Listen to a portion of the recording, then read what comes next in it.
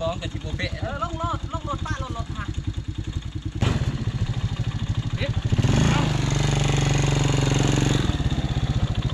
เอาขึ้น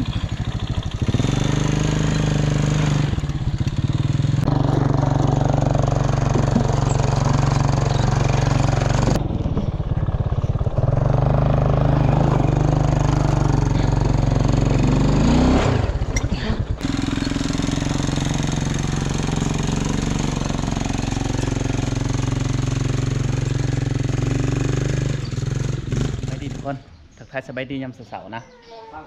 ตอนนี้เฮาสิได้ไปผู้ไปพากับว่าแมนนะทุกคนคือไปกับพานท้องแล้วก็ทั้งอ้ายคนผู้หนึงบ่ฮู้ชื่อเพิ่นทุกคนจักชื่อจังไดนะอ้ายเปาเพื่อสิฮอดผู้นี่ก็พอแห้งทุกคนเลยตอนนี้ก็8 โมงป้ายสิเข้า9 โมงแล้วนะไปหลุดน้ำกันตามถนนหนทางเลยทุกคนกำลังเดินทางทุกคนบัดนี้มื้อนี้เฮาสิได้ขึ้นแต่3 คนนี่แหละทุกคนพันมองเพิ่นบื้ออื่นเพิ่นว่าคาดว่าสิขึ้นน้ำลังนะเพิ่นสิพากแต่ข่าวซ่านเพิ่นว่ามื้อนี้แต่เบิ่งรถพันท่องก่อนทุกคนว่าสิถือให้เพิ่นได้หรือบ่นะทั้งเฮาขึ้นกับอ้ายเพิ่นนี่ก็ส่องใหม่เด้อทุกคนส่องยังก่อท่านได้เห็นซื้อจังได๋ซื้อเจ้าอ้ายเป้าหรืออ้ายเป้าก็ได้เป้าก็ได้อ้ายเป้าทุกคนเพิ่นเกษตรส่องใหม่นะกับผู้นี้แหละขึ้นลุยนำกันทุกคนหลายคนมันจังหวัดพัดท้องมากเลยทุกคนบัดนี้ไม่แต่เริ่มลุยขึ้นเทิงผู้คนแหละเพิ่นขึ้นคนเดียวทุกคนเลยแต่ว่าเครื่องคล้องสัพพะหลายเลยนะอาหารเวียดแล้วทุกคนเฮากับสิได้ซื้อเล็กสปะนะเพราะว่าเฮาสิไปเฮ็ดตูบหน่อยอยู่ครัวเล่าทุกคนบ่ฮู้ว่าเล็กสปะบ่ได้แน่ยังซื้อเกลือบ่นะฮะลงเซ่ตรงนี้เกลือเลยโอ้ดูดิมือเฮาสิกลับเฮาลงเซ่ไปใส่หม้อมือนึงเอากะมือนึงบ่ได้ดอก2 มื้อพุ่นแหละเอาปลาตัวขึ้นมาเลยแม่นไปทุกคนลุยบ้านนี้นะลุยเลยนะทุกคนบ้านนี้พันท้องเห็ดควันกลมๆคนใดแล่นใกล้ก็บ่ได้มันควันแห้งลีรอจางในไป5 ผักผู้กันยังอีกบ่ใกล้ทุกคนทุกคนยังอีกบ่ดนนะมันจะหอดอันผักผู้ทุกคนเลยปืนนี่ก็คือพันมองเพิ่นขึ้นน้ำลังนะปืนเพิ่นสิเดินขึ้นน้ำลังเพิ่นว่าเพิ่นสิขึ้นคนเดียวทุกคนเลยมื้อนี้เพิ่นไปบุญปักแซงเพิ่นว่าหอดผักผู้แล้วทุกคนบ้านนี้ไปได้พักผ่อนก่อนบ่ในพันพักผ่อนก่อนจังหน่อยยังขึ้นโอ้เอาแบบนั้นบ่ปุ่นถนนทางขึ้นทุกคนขึ้นกับพันเฮียงเมื่อก่อนนี่ป้อยทุกคนเลยรอลุ้นน้ำกันว่าสิเป็นจังไรนะหอดเวลาหน้าที่หลังจากพักผ่อนด้นเติบแล้วเขาก็สิได้เริ่มลุยเลยนะทุกคนเพื่อสิขึ้นหอดผักผู้เทิงเขาโอ้ยเขาแห้งเขาจะเอารถมอไซค์เขาขึ้นก่อนทุกคนพัดท่องเพิ่นว่าเอาขึ้นน้ำลังเพิ่นว่าอยากให้รถเข้าขึ้นก่อนนะลุยรถเบิ้งทุกคนว่ามันสิเป็นจังไรนะ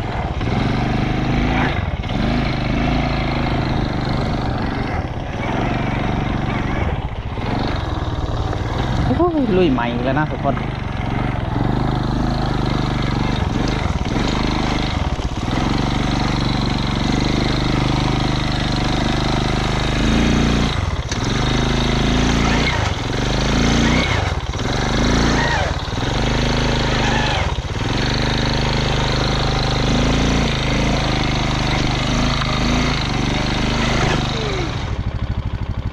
พ่อแหละทุกคนควันกับควันนะหายใจแถบจะบติดเลยโอ้สั้นแห้งนี่ทุกคนเพื่อสิขึ้นมาได้นี่นะมันโมเมนต์แนวง่ายๆนะทุกคนเลยห้อยไว้ไกลหันแขวนไว้ขึ้นหอดคักนี่แหละทุกคนโอ้ยเจ้าทานนี่ก็เด้อยันไก่มันไปโอ้ยเมื่อยทุกคนเมื่อยแห้งเลยนะหอดแล้วพักหนึ่งทุกคนยังอีก2-3 ผักนะทั้งคนคือเห็นน้ำกันอะไรนะจากในไปก็โอ้ยังอีกไล่ชั่วโมงทุกคนไล่อันนาทีก็ว่าแมนไปลงไปเอารถพันท่องทุกคนบัดในพันท่องนะสิลุยรถเพิ่นนี่ค่อนข้างยากนักแน่โอ้ทุกคนเลยเผื่อสิหอดเทิงผู้นี่ประมาณว่า ช่วงนี้9 โมงประมาณ10 โมงป้ายไปประมาณนั้นแหละเริ่มสิลุยอีกแล้วจักสิหลอดจักบ่หลอดรถเพิ่นก็ได้นักอะลิเสือมันเพิ่นบ่ได้หั่นออกคือเบาสัญญา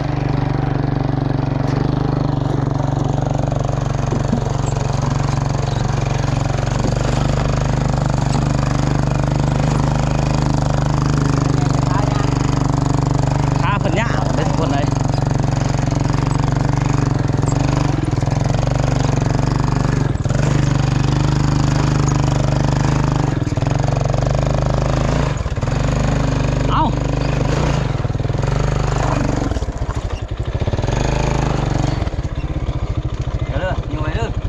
เออ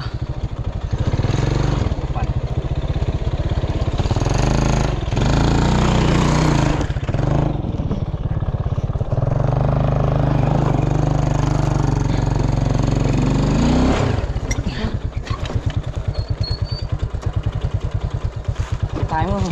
เบิ้งนักบ่ทำรถโดดจับบ่ซ้ำโอ้โหนักกว่ารถคอยแล้วอันนี้มันเป็นแน่นี่คือมันจะหักไงเอาขึ้น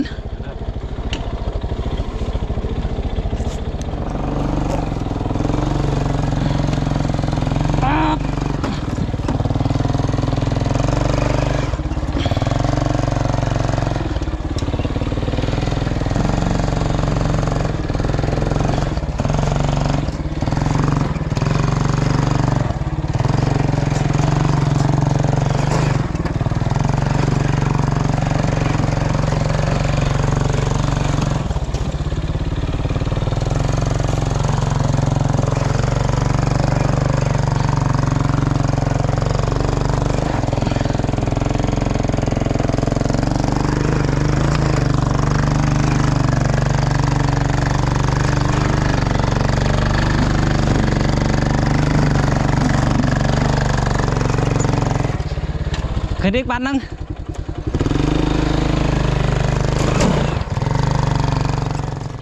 ความสั้นทุกคนใครแต่ว่ารถเบาสัญญาเอาขึ้นก่อนเลยนะฮะซ้ำรถทีเบ้าทุกคนเลยแต่ว่าขั้นในนี่โอ้ยนักเอลินักแห้งก็ว่าแมนนะเนี่ยยกเอารถบัสเนี่ยหินนั่นตีนจังหันนี่ไม่นี่เขาออกป่ะเอาออกรถอันนี้พ่อนายเขาแป้งไม้อีก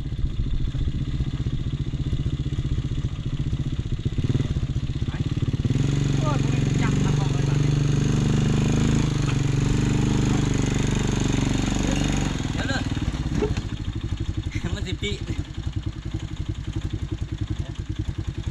ลงกันต้องไหนป่ะอยู่ไหนเนอะถึงตัวบ้องกับจิโบเปะลงรถป้ารถค่ะ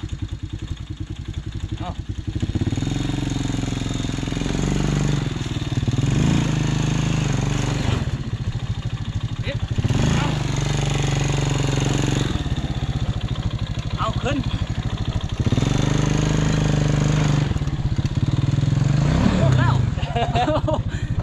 ยาวเลยเอาใครแต่ว่า3 คนทุกคนเลยมันก็จะไหวแน่นะเพราะว่าแห้งสำคัญกับว่าแมนนะทุกคนมีแต่ผู้ชายมือ3กับพันเฮี้ยงเมื่อนั้นอีกอย่างรถกันนักอันนี้รถมันเบ้ากว่ากันหลายเท่าเลยแต่ว่าพันท่องนี่จีกเลยได้ทุกคนไม่กันแตกเลยได้ไหนได้เลือดออกแล้วว่าพันท่องออกแล้วโอ้เอารถเขาขึ้นก่อนทุกคนเลยเพราะว่ารถไทยเขาเจ้ามาแต่5 กินเขาเจ้าเริ่มลงมาแล้วนะตอนนี้เขายันโบวิดกับรถไทยเขาเจ้าโอ้ทุกคนเลยก็แห้งเพื่อจะขึ้นหอดเลยนะโอ้คนทางคัดทีมงานมาครบก็เจ้าไหวกว่านี้นะทุกคนสบายทุกคนเลยเอาขึ้นเพียงได้อิงไว้เพียงนั้นเลยรถเบาสัญญาทุกคนนี่โอ้ยังรถพันท่องนะแบบนี้ลงไปรถจักรขนาดก่อนทุกคนเพราะว่ารถไทยเขาเจ้ามาแต่5 กินเขาเจ้ามาหอดผิดเลยนะเมื่อยทุกคนเลยเศร้าเมื่อยก่อนนะ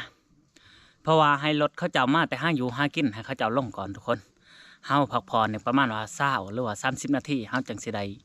ขึ้นต่อทุกคนเลย เมื่อย หลังจากนางพักผ่อนประมาณ30นาทีทุกคนรถชาวบ้านเพิ่นก็ลงเป็นที่เขียมหอยเลยนะเฮาก็สิได้เอารถมอไซค์ขึ้นคือเก่าทุกคนเอ้ยยังบ่ได้วิทย์ผักผู้อยู่สำเร็จแล้ว1คันทุกคนรถเบาสัญญานี่ย่อเอากระไดนะแต่มันบ่มีบนขำทุกคนจำเป็นต้องในอิงพาไปจังสีนะยังรถพันท่องบาทนี่ไปทุกคนลงไปเอารถพันท่องก่อนบาทนี่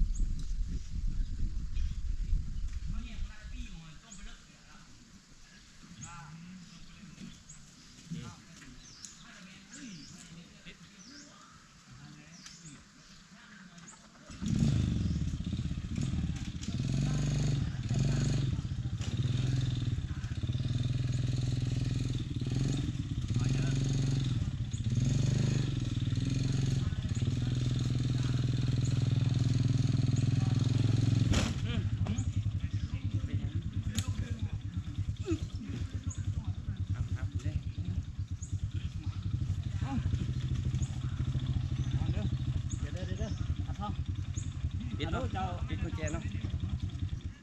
จะจับตรงนั้นดูจับเข้ากับจับอันนี้นี่นะเงาเลยโอเคเงาไม่ติดหลบเข้าก็ยังห้ามไหลนักเขาว่าเพื่อนรถไถ ที่ละเก่าจะจับอันนั้นไหม มีขวดจับนั่งมันก็ไหลมันเจ็บแอวจน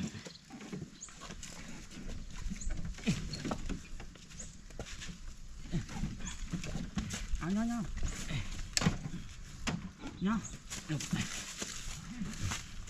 อาเงาทั้งน้ำขึ้นเดี๋ยวเงา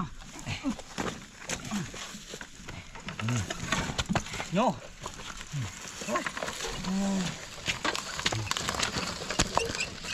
แบบนี้มันก็สบายเกินทุกคนเลย3คนย่อเอาเลยนะเห็ดแบบคักๆเลยโอ้สะดวกสบายไปหนึ่งอีกนะไปได้พาทอง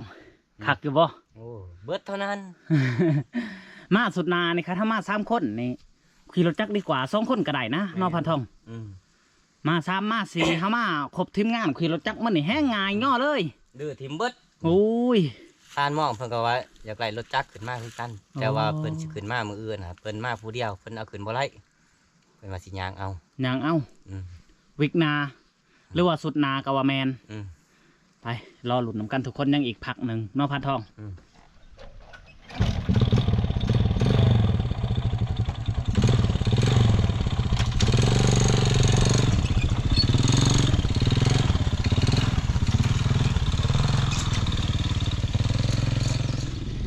พันทองไปเลยทุกคน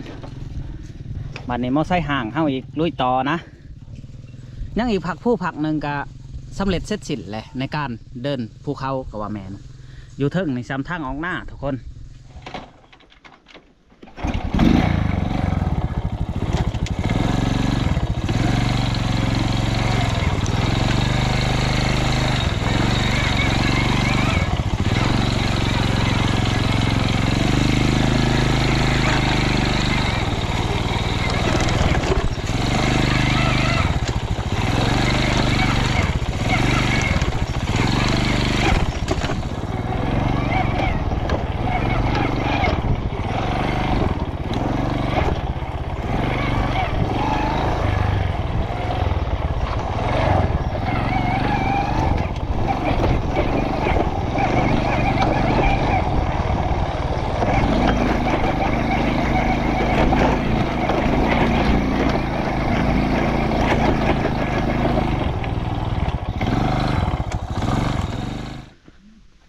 รถโมไซค์เขาจอดไว้นี่ทุกคนมันไม่มีเบรกนะที่แรกบาวสัญญาว่าเสียวขึ้นคนเดียวทุกคนมากขึ้นบ่ไหลมองนี้ก็เลยว่าทาทีมงานแล้วก็ไปค้นเขื่องซอยกันนะโอ้ยทุกคนเลยขั้นวายางแบบนี้คือแต่เก่านี่ทุกคนบ่รอดโอ้ยมี มีแต่เขาล้วนๆเลยนะในธงบ่าวสัญญานี่เพราะว่าเขาขึ้นไปรอบนั้นเขาบ่มีกินอันนี้เขาสิขึ้นไปไหวอยู่เที่ยงหน้าหน่อยเนี่ยก็เลยว่าถือลายพอสมควรผักสุดท้ายนี่กระโบสูงเพราะปันไดนะทุกคนคาดว่าวิทย์ผักนี่แหละก็วิทย์เลยผู้แหละเฮาว่าสิไปกินข้าวเที่ยงอยู่ละห้างผู้แหละจักสิฮอดจักบ่แต่ว่าหิวข้าวแห้งแล้วตอนนี้รู้สึกว่าหิวข้าวนี่บ่ไปใช้ออกไส้นะทุกคนหิวอย่างเดียวเลยหิวข้าวสำเร็จแล้วรถบ่าวสัญญาทุกคนยังแต่รถท่านท่องเพิ่นนะผู้แหละอยู่ลุมผู้แหละโอ้ยทุกคนเลยหลังจากแล้วรถท่านท่องในการได้ลุยเลยนะทุกคนสบายเอารถขึ้นนี่คือบ่าวสัญญาเอารถเว็บลอยหรือว่าเว็บปลาเผาบ่าวสัญญาขึ้นมาตอนนั้นทุกคนโอ้ยลำบากมันนักแล้วก็มันต่ำแต่ว่ารถต้นนี่ซัมบิ๊กบาร์เฮาแต่งทุกคนบ่มีหมื่นไปตลอดจมก็สบายซ้ำรถทีบเบ้าลงไปเอารถได้ผ่านก่อนบัดนี้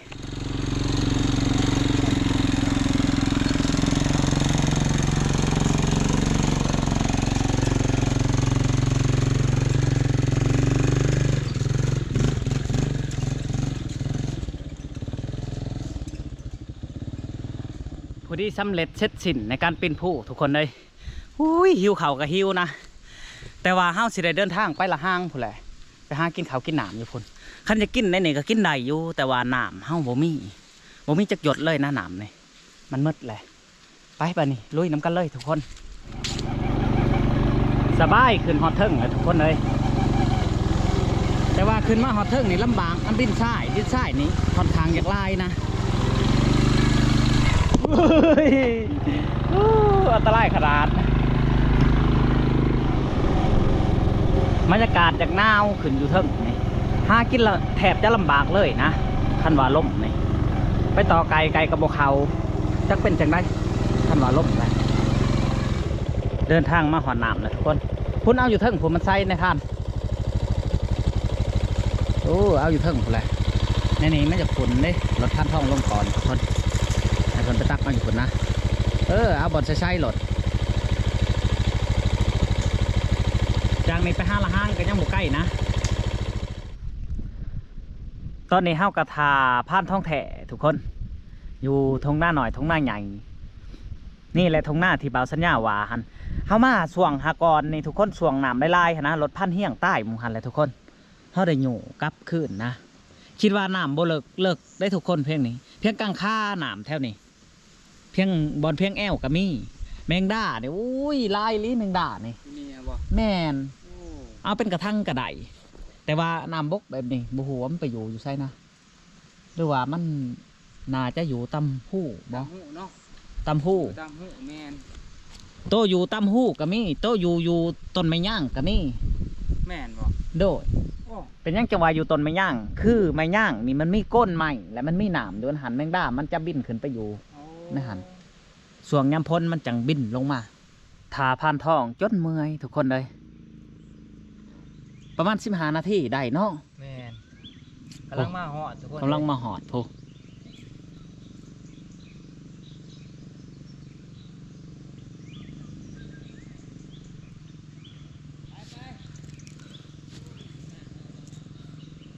นั่งทาเพิ่นกำลังว่าไปให้เพิ่นลุยก่อนนะมาหอดที่พักเลยทุกคนคือบอลเฮาสิพักนี่อยู่ละห้างนะละห้างใหญ่ทุกคนพักในนี่กระพันท่องเพราะว่าจุดประสงค์มาในมือนี้เฮาอยากไปเบิ่งต้นมักให้สุกทุกคนก็คือบอลที่เฮาไปยิงกระพันเฮี้ยงมือที่เฮาสิกลับนะก็เลยว่าพักผ่อนนี้จักคืนนึงเมื่อแรงก็สิลองเหือไตต้าบัดนี้สิหากินข้าวกินน้ำก่อนนะหิวข้าวแห้งทุกคนไปจ้ะดังไพ่ซีจียังในพันเป็นว่ามีหนังไหนโอ้หนังเข้มนี่แหละมามือแหลกกับเป็นแบบสีแหละทุกคนพอดีเนาะเขาลงเถาเนาะมาทุกคนกินข้าวน้องกัน อันนี้คือข้าวเพศแต่ว่ามันบริเพศแหละทุกคนตอนนี้มัน3 โมงอะไรมันบ่พันทองเพื่อสิหอดละห้างเหมือนกับพ่อแห้งนี่แหละทุกคนของกินกันแจ่วหมกเพชรแล้วก็นั่งเข้ม นางเข้มกับไข่แต่ว่าทั้งบ่าวเป้าเพิ่นเอามานะทั้งพันเป้าเพิ่นแต่ก็บ่ได้นางเข้มนี่ก็จักสิกินจังแหละเนาะมากับท่านหันกับว่าแมนพันเฮียงกับบ่ได้มาทุกคนพันม่องในบืออื่นบ่เพิ่นว่าผู้แหละบืออื่นผู้แหละรอหลุดมาแรงทุกคนว่าสิได้อาหารบ่หรือบ่นะคันว่าบ่มานก็คือเก่านี่แหละแห้งสิบ่มีอีกนางเข้มนี่เมื่อละบ่นางเข้มนี่เมื่อไร เบิดแล้ว สุดท้าย เลยเนี่ย เอาทุกคนรอหลุดน้ำกันมากินข้าวน้ำกันเลย หลังจากกินข้าวกินน้ำแล้วทุกคนเฮากาได้หางห้ากะเกี่ยมสิไปต้นมังให้ผู้แหละคิดว่านกอาจจะเข่าไล่เลยนะจากที่เฮาเมื่อกะ3-4 วันเลยทุกคนไปหลุดน้ำกันอยู่ต้นมังให้เลยนะคือเครื่องคล้องเขานี่เขาจะบอกปะไว้แบบนี้ทุกคนเขาเสียเอาแต่รถมอไซค์ไปนะไปยิ่งนกอยู่ต้นมังให้บ่าวสัญญากับสีต่อไกลเลยหลังจากต่อไกลแล้วคันมันบอกเขากับสีเขาไปเก็บนกน้ำพัดทองเจ้าตั้งแล้วบ่ศูนย์ฮะศูนย์ปืน ไปตั้งก็มังให้ ตั้งอยู่ต้นมังให้หลังจากมาหอนนี้ทั้งเฮากับสีได้ต่อไก่คนทุกคนเฮาบ่ได้เขาไปนำทีมงานนะทีมงานเพิ่นเขาไปพุ่นพันทองกับนายพันไหมเพิ่นเฮาสิได้ต่อไก่แถวนี้เพราะว่าไก่แถวนี้คันดีทุกคนไปลุ้นน้ำกันว่าสิเป็นจังไดนะอันนี้คือดงมักจ้องทุกคนแนมไปนี่ติดต้นมักจ้องเลยนั่นแมนหมดเลยสำเร็จแล้วทุกคนเฮาก็ปักคืนนั่นหลอกไปเลยทุกคนหลอกเลยนะเฮาสิไปอยู่ต้นนั้นทุกคนไม่ต้องว่าสวยลิลุเข้ามากับบ่ไรเอาโก้ยทุกคนเลยไก่ปลามาไม่นี่รถบ่ไรนะสิได้ไก่ปลาเด้คือว่าและคำเลยทุกคนเลยรอบเบิ่งอื่นคันถ้ามีปืนนี่ได้ทุกคนกินคำเลยทุกคนทีมงานจักมาแล้วหรือยังนะคำแห้งรีรอเลยเขาสิได้ทาเพิ่นในรถกันว่าเพิ่นมาพันในมากก็ได้พุ่นและไกลเบอร์อื่นพุ่นและทุกคนไปหล่นน้ำกันไหมนะสิรอบเบิ่งทีมงานว่าสิได้นกหรือบ่คำเลยทุกคนจนบ่เห็นพันทอง ไปได้ใดอยู่บ่แหละ มันอยู่ตัวหนึ่ง มันตัวหนึ่ง มันกระหอกฟันทองแท้ประเทศไทย นกบ่เห็นเลยเนาะ นกนี่เขาไปแรกๆนะโอ้มีอยู่50 ปอด แต่ว่า โธ่ เขาไปแล้วแหละ คนเลย มันแตกออกแหละบอกเขามาเลย บ่เข้าเลย มีแต่นกน้อยเข้ามาบัดนี้ ไปเมื่อบัดนี้ ไป อุ้ยบ่ได้ มัน ทุก ก็ คน ล่มแน่ แม่นล่อลุ่นบืออื่นพุ่นแหละไปหาอยู่หากินอยู่ทับพุ่นแหละทุกคนเลยใช้กระหลอกในพัน หลอกบ่ผู้พูนเนี่ยตาหลด โอ้นี่แหละอาหารแหล่งเขาทุกคน โอ้ใหญ่เนาะ แตกได้กระหอกตัว ปอดโทหางมันทุกคน แตกตัวนี้นี่ กระหอกอีกชั้งกระหอกห้างผัวงามไปเลยเนาะอ๋อนี่แหละอาหารแหล่งทุกคนได้ตัวเดียวนั่นแหละนี่ตัวผู้หรือตัวแม่ในพันตัวแม่ตัวผู้ทุกคนเอานี่แหละอาหารแหล่งทุกคนเลยไก่กับมันบกเขานะมันเข่ามากแต่มันบกเตะขืนโอ้ยจังมันเป็นจังไดทุกคนเลยซุกแล้วบ่ได้พันอันนี้ฮะ โชคแล้ว ใช้ถ้วยเฮา นี่ที่ตัว โอ้อันนี้บ่ถ้วยฮะใครแต่ว่าจักเขาเจ้าไปกินอิหยังอันนี้ฮะทุกคนไผกินพันทองบ่กินอันนี้พันหมองบ่ เฮ้านี่แหละ แสบโอ้เจ้าเทเสร็จนี่ก็แสบแล้วแหละไปเทหิวเขาเลยเอาเลย น่ะมันได้สิลงก่อนนั่น โอ้น้ำมันสิบ่เต็มบ่ในผ่านนะน้ำย่อมไว้ นี่ตอนมัน หักแล้วมืดแล้วบ่ตอนนะฮันโอ้ยบ่มีแต่บวงแล้วเนาะบ้านนี้ นี่แน่บวง มีบ่ ว่านี่บวงเขา โอ้ใส่ นี่เด้นี่ มีบวงอยู่ทุกคนไปมีแต่เริ่มกินข้าวแหละบ้านนี้มาทุกคนมากินข้าวนำกันนี่คือต้มกระหอกพันทองเพิ่นเห็ดทุกคนโอ้ยคักอะไรบวงบาสัญญาเนี่ยก็ใหญ่ทุกคนเลยคักแล้วขั้นบ่ได้กระหอกในสิกินในช่างในพานเฮาตอนแรกคิดว่า น้ำพริกคือเก่า รับมักพริกคือเก่า มาเอฟซีมากินนำกันนี่คือข้าวแรงนะประมาณ7 โมงแรงทุกคนตอนนี้ไปได้ในผ่านคักอยู่บ่ คัก ครั้งแรกนายพันเลย ครั้งแร ค ก รั้งแรก แม่นอยากบอกซื้อส่องก็ยังบ่ฮู้ซื้อส่องทุกคนเลย ยังบ่ทันได้ตั้งเนาะ เพิ่นเริ่มมาเฮ็ดกะว่าแม่นจะได้ก็ฝากไปติดตามเพิ่นทุกคนบัดแลเพิ่นลงบ่าวสัญญาสิให้เห็นคลิปเพิ่นดอกในพานใหม่กะว่าแม่นนะเอากินในพานให้มันอิ่มได้มาป่าน้ำบ่ค่อยนี่ลำบากได้แม่นบ่พันทองมาทุกคนมากินข้าวนำกัน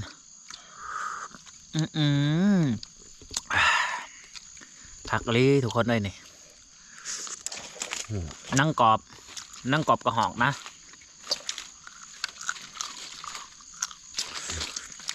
กินข้าวปลาแซ่บทุกคนเลยกว่ากินข้าวอยู่บ้านนะกินบ่หมดทุกคนเลยเสียไหวก่อนนะเอาไว้ใช้กระไดเพราะว่าน้องมาเข้ามาบ่ได้นะเพิ่นบ่ได้มาเอาหิงคือหล่มอันนี้ฮะไว้นี่แหละโอ้ตื่นมาตอนเด็กผู้ได้อยากก็กินทุกคนเลยไว้นี่ จะลงไปล้างมือเอาเขาไปแฟนเลยเด้อ กินข้าวกินน้ำแล้วทุกคนเฮาก็สิได้พักผ่อนก่อนนะพูดละช่วง10 โมง 11 โมงจังสิได้ไปหาไต่ต้าทุกคนเลยโอ้ยเมื่อยในการเดินทางทีมงานเฮาก็มาบ่ครบแน่เอาทุกคนสำหรับคลิปนี้ก็บ่มีหยังหลายจังได้ก็ขอบมกขอบใจ FC ที่เบิ่งแต่ต้นจนจบสำหรับคลิปนี้วิดีโอนี้บ่าวสัญญาสิได้จบเพียงเท่านี้ก่อนขอกล่าวคำว่าสบายดี